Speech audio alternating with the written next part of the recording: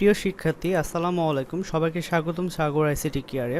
তোমরা সবাই অবগত আছো যে সাগর আইসিটি কেয়ারের পক্ষ থেকে বিগত ক্লাসগুলোতে আমরা হচ্ছে এইচএসসি আইসিটির তৃতীয় অধ্যায়ের দ্বিতীয় অংশ ডিজিটাল ডিভাইস সম্পর্কিত বেশ কিছু টপিক নিয়ে বিস্তারিত আলোচনা করা হয়েছিল।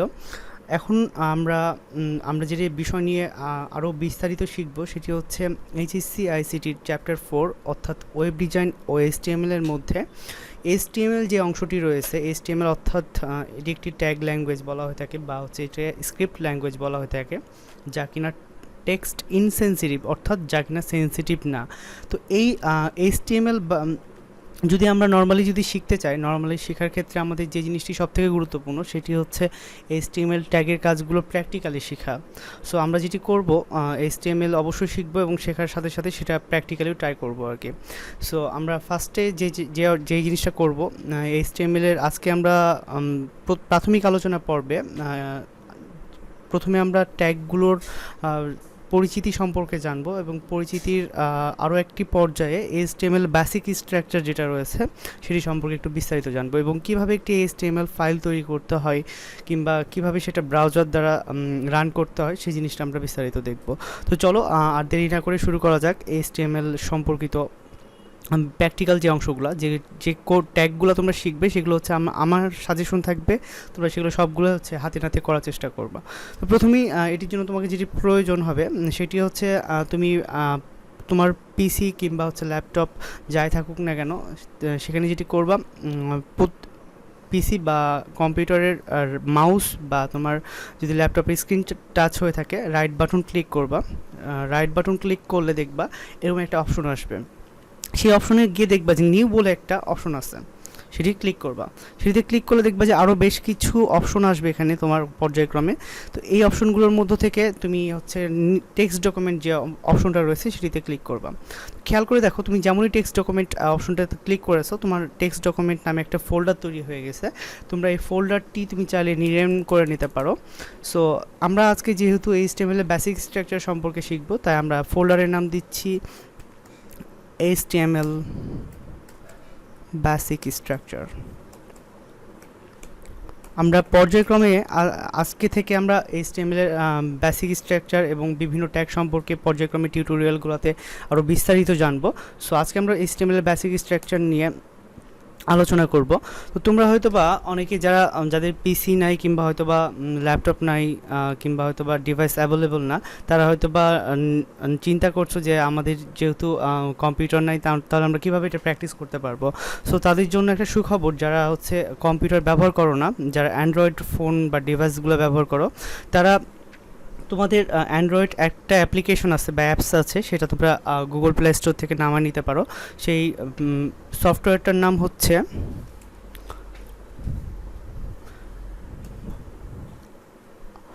Art free. আর্ট ফ্রি নামে একটা সফটওয়্যার রয়েছে, আর্ট রাইটার ফ্রি, সফটওয়্যারটার নাম হচ্ছে আর্ট রাইটার ফ্রি। সো এই আর্ট রাইটার ফ্রি সফটওয়্যারটা দিয়ে তোমরা খুব সহজেই তোমরা HTML এর কাজগুলা তোমরা যে কোনো অ্যান্ড্রয়েড ডিভাইস থেকে করতে পারবা। সো আশা করি এটা যাদের ফোন অ্যাভেলেবল না তাদের ক্ষেত্রে উপকৃত হতে পারবা। তো খেয়াল করে দেখো, যেমনই আমি একটা ফোল্ডার ওপেন করেছি, একটা ফোল্ডার ওপেন তোমরা হয়তো বা তোমাদের অ্যান্ড্রয়েড ফোনে অনেক নোটপ্যাডে কাজ করে ইতিমধ্যে করেছো, ঠিক সেরকমভাবেই কম্পিউটারে তোমাদের এরকম একটা নোটপ্যাড তৈরি করতে পারবা খুব সহজেই। এবং এই নোটপ্যাডে তোমরা যাবতীয় যে ট্যাগগুলো লিখবা সেগুলো ট্যাগ লিখে রাখতে পারবা, এখানে লিখে সেভ করে রাখতে পারবা। তো প্রথমত আমরা যে জিনিসটা শিখবো, HTML বেসিক স্ট্রাকচার শেখার প্রাথমিক পর্যায়ে আমাকে প্রতিটা ট্যাগের ওপেনিং ট্যাগ এবং ক্লোজিং ট্যাগ সম্পর্কে ধারণা থাকতে হবে। তো খেয়াল করে দেখো, HTML হচ্ছে একটা স্ক্রিপ্ট ল্যাঙ্গুয়েজ বা ট্যাগ ল্যাঙ্গুয়েজ বলা হয়ে থাকে। এটিকে এই কারণে ট্যাগ ল্যাঙ্গুয়েজ বলা হয় কারণ এটির হচ্ছে ওপেনিং ট্যাগ এবং ক্লোজিং ট্যাগ দ্বারা তার এলিমেন্ট বা কন্টেন্টগুলো কি আবদ্ধ হয়ে থাকে।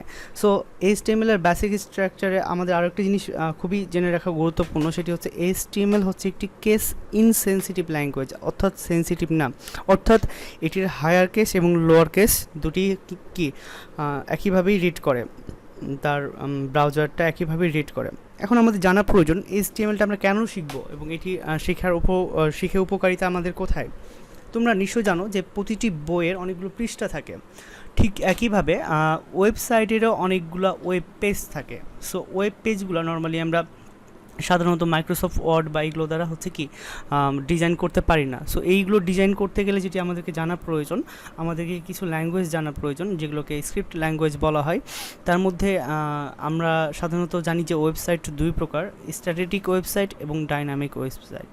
তো স্ট্যাটিক ওয়েবসাইটে নর্মালি HTML বা CSS এই ধরনের ল্যাঙ্গুয়েজগুলো ব্যবহার করা হয়। তো HTML খুবই একটা লোয়ার লেভেলের ল্যাঙ্গুয়েজ, সাধারণত এটি দ্বারা আমরা হচ্ছে CSS-এর বা হায়ার লেভেলের ল্যাঙ্গুয়েজের বেসিক কিছু বিষয় ধারণা পেতে পারি। তো তোমাদের HSC ICT-তে এই সম্পর্কিত বেশ কিছু আলোচনা করে দেওয়া হয়েছে, আশা করি সেগুলো তোমরা পাঠ্যপুস্তক থেকে ভালো ধারণা পেতে পারবে। কিন্তু আমি যেটি মনে করি যে একটি স্টুডেন্টের শুধু জানলেই চলবে না, সেটি প্র্যাকটিক্যালেও সে যদি করে দেখতে পারে তাহলে সেটি লং লাস্টিং করবে। সো চলো দেখা যাক। আমরা ফার্স্টে যেটা করব, HTML এর বেসিক স্ট্রাকচারে প্রতিটি HTML এর বেসিক স্ট্রাকচার শুরু হয়ে থাকে তার HTML ট্যাগ দ্বারা। আমি ট্যাগ এই কারণেই বলছি, সেটি ট্যাগের ক্ষেত্রে তোমরা অবশ্যই এই চিহ্নটির সাথে পরিচিত। সাধারণত ট্যাগটি লেখা হয়ে থাকে এই চিহ্নর মাধ্যমে, এটি হচ্ছে ওপেনিং ট্যাগ বলা হয়ে থাকে, এবং ক্লোজিং ট্যাগটা করা হয়ে থাকে। তোমরা খেয়াল করে দেখতে পারবা ক্লোজিং ট্যাগ ঠিক এরকমই, এর সাথে এক্সট্রা যেটি দেওয়া থাকে একটা স্ল্যাশ দেওয়া থাকে। হ্যাঁ, সো খেয়াল করে দেখো, এটা হচ্ছে ওপেনিং ট্যাগ এবং এটি হচ্ছে ক্লোজিং ট্যাগ। সো এর মধ্যে অবশ্যই কিছু ট্যাগের বিশেষ কিছু ট্যাগ থাকবে। তো আমরা হচ্ছে HTML এর শুরুতেই যে ট্যাগটি ব্যবহার করতে হয় সেটা হচ্ছে HTML। হ্যাঁ, তো তোমরা খেয়াল করে দেখতে পারবা যে আমি এখানে এই ছোটো হাতের HTML লিখেছি। কেউ যদি মনে করো সৌন্দর্য রক্ষার্থে বড় হাতের H লিখতে পারো, এক্ষেত্রে কোনো সমস্যা নাই। সো এটার হায়ার কেস বা লোয়ার কেসে কোনো প্রবলেম নাই বলে আমি একটু আগে বললাম, এটা ব্যাখ্যা করে বললাম যে HTML হচ্ছে একটা কেস ইনসেনসিটিভ ল্যাঙ্গুয়েজ। সো খেয়াল করে দেখো, HTML এর এটা হচ্ছে ওপেনিং ট্যাগ এবং ক্লোজিং ট্যাগে স্ল্যাশের পরে আমরা লিখব HTML, অর্থাৎ এটি হচ্ছে ওপেনিং ট্যাগ এবং এটি হচ্ছে ক্লোজিং ট্যাগ। ওপেনিং ট্যাগে খেয়াল করে দেখো শুধু HTML লেখা আছে একটি ট্যাগের মধ্যে, আর ক্লোজিং ট্যাগে খেয়াল করে দেখো একটি ট্যাগের মধ্যে স্ল্যাশ দিয়ে সেই ট্যাগটার নামই লিখে দেওয়া আছে, যে ট্যাগটি আমরা ওপেনিংয়ে ব্যবহার করেছি। সো HTML এর আমরা শুরু এবং শেষের পর্যায়টা আমরা বুঝলাম, বাট HTML মূলত দুইটি সেকশন নিয়ে গঠিত, একটি হচ্ছে হেড সেকশন, একটি হচ্ছে হেড সেকশন একইভাবে আমরা লিখব হেড। এবং আরও একটি যে বিষয় জানার প্রয়োজন, যে হেড সেকশন শুরু হয়ে কিন্তু একই সাথে শেষও হয়ে যাবে, এইখানেই আমরা হচ্ছে হেড সেকশনটা ক্লোজ করে দিব। সো তোমাদের HSC ICTর বইয়ে এই হেড সেকশনের মধ্যে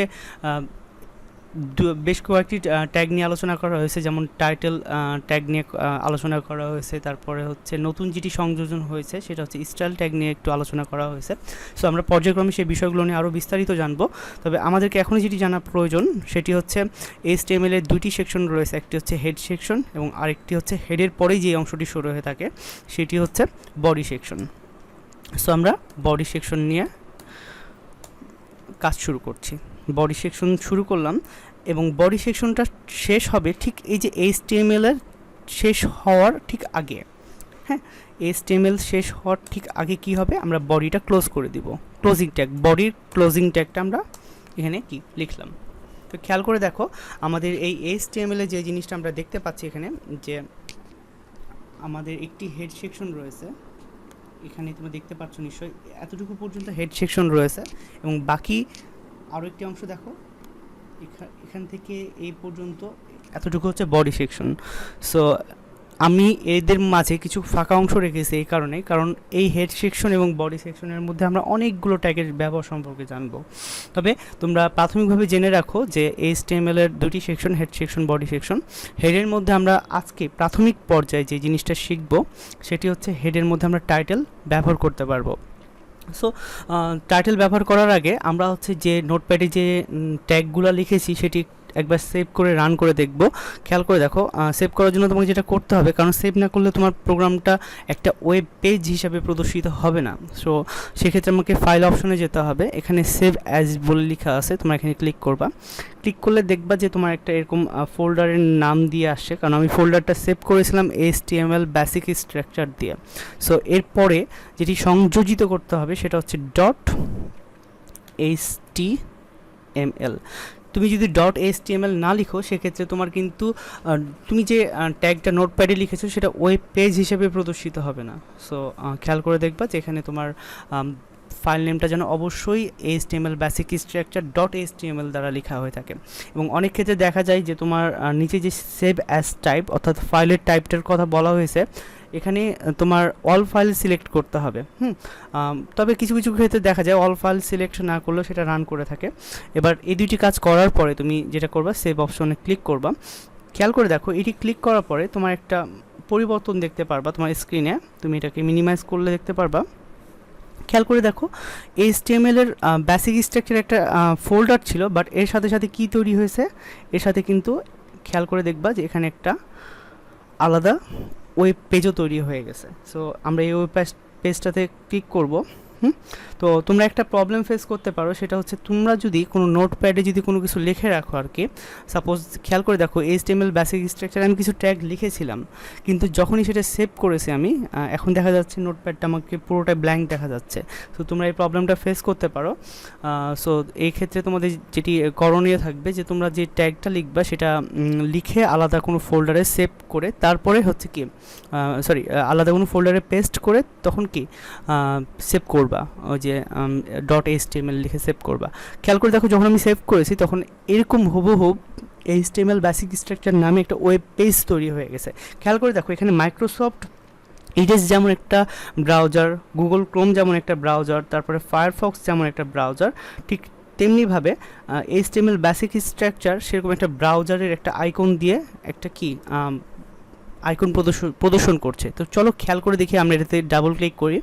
ডাবল ক্লিক করলে দেখতে পারবা তুমি যেমন একটা ব্রাউজারে একটা ওয়েবসাইট দেখলে যেমন হচ্ছে, কিংবা ওয়েব পেজ দেখলে যেমন একটা আলাদা অপশন পাও, এখানেও খেয়াল করে দেখো এরকম একটা আলাদা ওয়েব পেজ চলে এসেছে। খেয়াল করে দেখো, HTML basic structure dot HTML, মানে তুমি যে নাম দিয়ে সেভ করেছিলে ঠিক সেটি।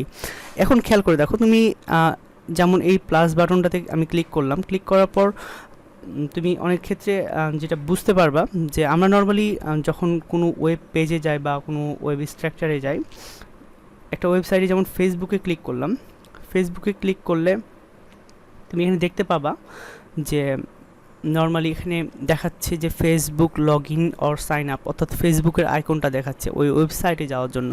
বাট এখানে আমি যে ওয়েব পেজটা তৈরি করেছি সেটাও একটা ওয়েবসাইটের ওয়েব পেজ হিসাবে প্রদর্শিত হচ্ছে। সো খেয়াল করে দেখো, তোমরা এইভাবে খুব সহজে একটা ওয়েব পেজ তৈরি করে সেটা ব্রাউজার দ্বারা রান করতে পারবা। সো তোমাদেরকে অবশ্যই যে পরামর্শটি থাকবে সেটি হচ্ছে, যখনই তোমরা কোনো ওয়েব পেজ নোটপ্যাডে লিখো না কেন, সেটি আলাদাভাবে আলাদা জায়গায় পেস্ট করে রাখবা, কপি পেস্ট করে রাখবা।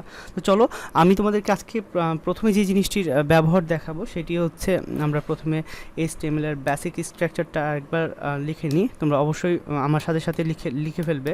এইচটিএমএল লিখবে, তারপর এইচটিএমএল এর যে দুইটি অংশ রয়েছে সেটি হচ্ছে, একটা হচ্ছে হেড সেকশন লিখলে, এবং এরপরে যেটি করবে যে তোমরা হচ্ছে হেড সেকশনটা ক্লোজ করে দিবে। অবশ্যই হেড সেকশনটা আমরা ক্লোজ করলাম এক্ষেত্রে। এরপরে যে কাজটি করতে হবে, হেড সেকশন ক্লোজ করার পরেই যে অংশটি শুরু হয়ে যায় সেটি হচ্ছে বডি সেকশন। সো বডি সেকশনের আমরা কাজ শুরু করলাম। এরপরে বডি সেকশনের কাজ শুরু হওয়ার পরে একইভাবে বডির কাজও একটা পর্যায়ে গিয়ে বডির ক্লোজিং ট্যাগ দ্বারা শেষ হয়ে যাবে। সো বডি ট্যাগটা ক্লোজ করব, এবং বডির কাজ যখন শেষ হয়ে যাবে তারপরে আমরা অবশ্যই মনে করে এইচটিএমএল এর ক্লোজিং ট্যাগটা দ্বারা এইচটিএমএলকে ক্লোজ করে দিব। হ্যাঁ, সো খুব সহজে এভাবে আমরা কি করতে পারি, এইচটিএমএল বেসিক স্ট্রাকচারটা আয়ত্ত করতে পারি।